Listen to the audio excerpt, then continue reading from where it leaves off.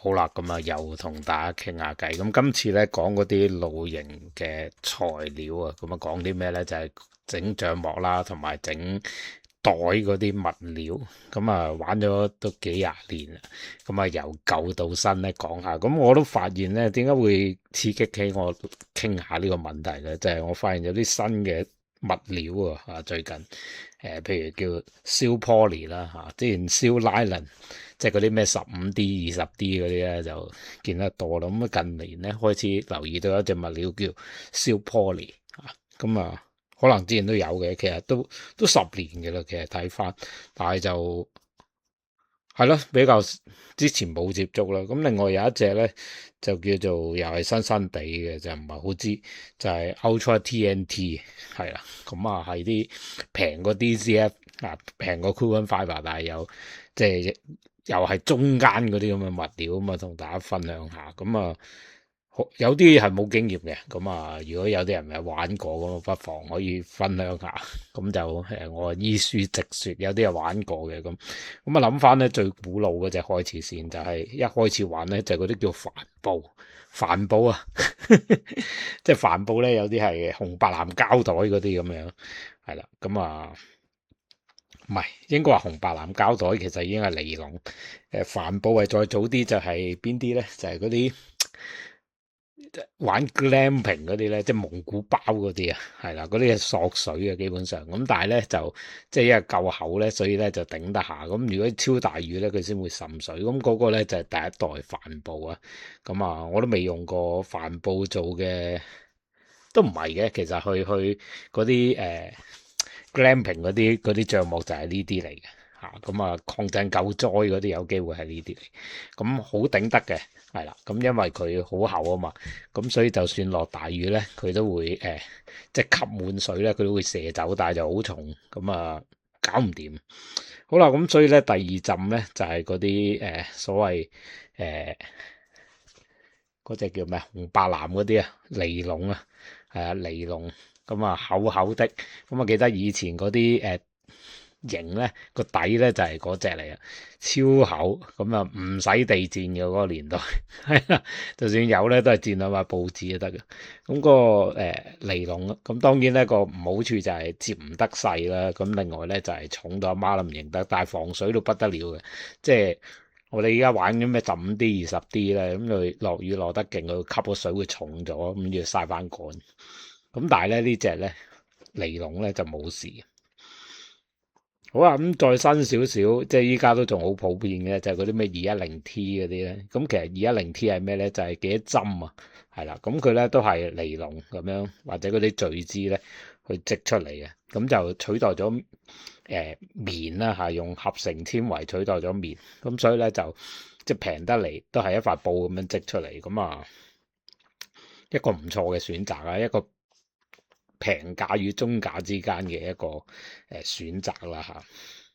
好啦，咁另一隻咧就我冇玩過嘅，咁啊好多人都玩就係杜邦子係啦，T-Vac 係啦，咁就係一隻即係蒸出嚟嘅，佢話係啦，咁啊基本上係紙嚟嘅，但係咧就搣唔爛嘅，咁啊好多時候我見攞嚟做睡袋套啦，同埋做營底嗰塊墊，咁啊輕同埋可以接得細咁樣，啊咁都有好處，咁但係即係基本上就係咁咯。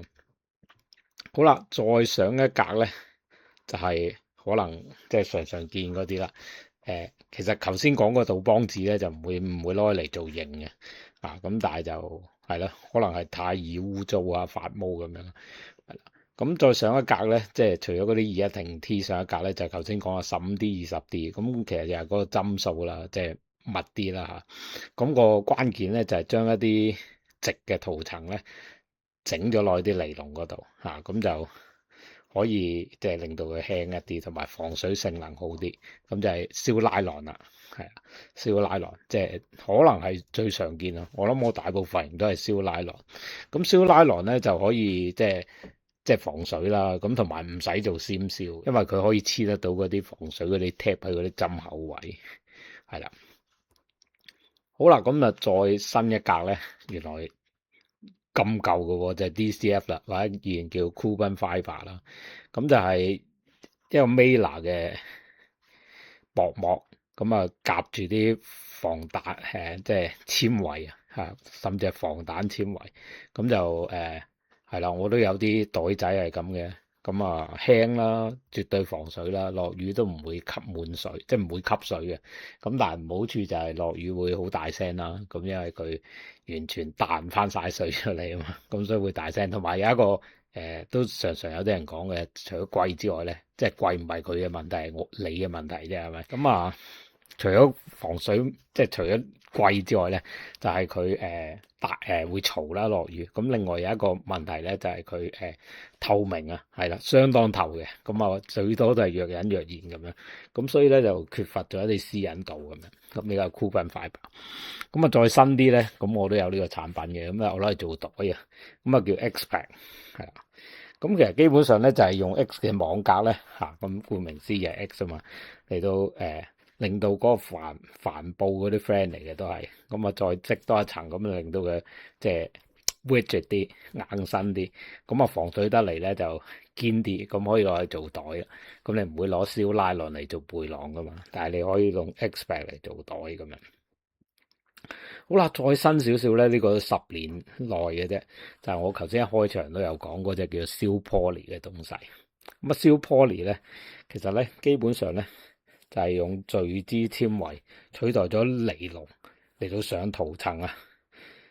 咁咧就徹底解決咗咧呢個燒拉囊咧落雨會吸水呢一個問題咁樣，係啦。嗱，咁好似好好啦，解決。咁點解唔用晒燒 poly 咧？就係燒 poly 咧黐唔到嗰塊銹 tape，咁所以咧就要買一塊就自己又膠水，咁啊做銹燒嗰啲。咁所以我都應該有一個型係咁，係啦，嗰個以前嗰個金仔咁樣。咁啊你要做銹燒嗰啲咧，應該就係燒 poly。咁你發覺咧佢輕多一浸嘅，同埋防水性能咧，好似比燒拉囊再好一啲嘅咁感覺，係啦。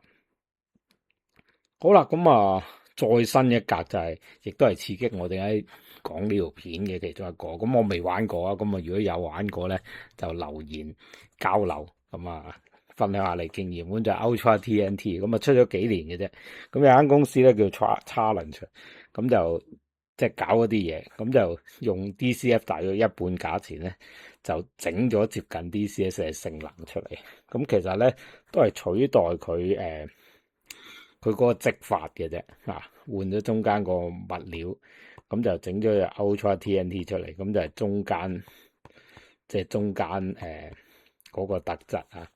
咁其實咧，佢都係用三向交叉咁樣用嗰隻 UHMWPE，哇幾長啊！其實即係防彈纖維啦嘅網格啊，咁啊令到個 DCF 咧原本就唔透光嘛，咁佢就冇咁透光嘅。係啦，咁啊，亦都因為咧，用咗呢個3個方向交叉嘅織法咧，就令到佢即係唔同角度嘅拉伸可以好啲，係啦。咁但係咧就有一個問題嘅，就係DCF 其實都容易篤穿嘅，呢個係更加容易篤穿，即係話一啲好尖嘅咧會咪穿咗，咁啊差過 DCF 嘅呢隻，咁啊有。你就咁拉佢咧，狂拉係拉唔爛嘅呢隻，好韌。但係你揾啲尖嘢篤佢咧就好危險。咁特別嗰啲尖石啊、樹枝嗰啲咧會瀨嘢。咁就收納出嚟就冇 DCF 咁細啦。咁所以咧佢定位咧其實就係平過 DCF，但係有一啲 DCF 嘅好處，亦都解決咗一啲 DCF 嘅問題，例如特別係透光。係啦，咁啊希望啲材料更新咧就越出越多咧。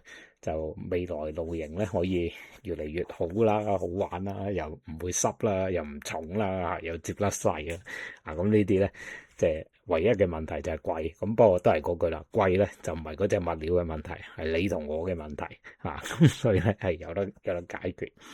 好啦，咁就即係呢個科技新知都唔新嘅啦，其實幾年咁啊，不過就 round up 下同埋刷下存在感咁樣啊，咁啊啱睇 subscribe 有意見要打招呼，有問題咧就留言交流分享，有經驗咧就更加要分享，因為其實有啲我唔識嘅啊，咁啊今次講住咁多先，係咁先，拜拜。